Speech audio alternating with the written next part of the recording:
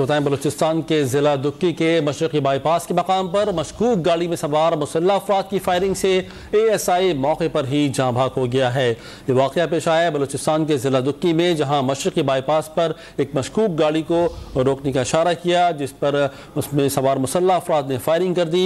Firing से ASI मौके पर ही जाँ भाग हो गया है। ये अफसोसनाक वाक़या पेश आया बलूचिस्तान के ज़िला दुक्की में, जहाँ मशरक़ी बाईपास पर मुसल्लह अफराद की फायरिंग से ASI मौके पर ही जाँ भाग हो गए हैं।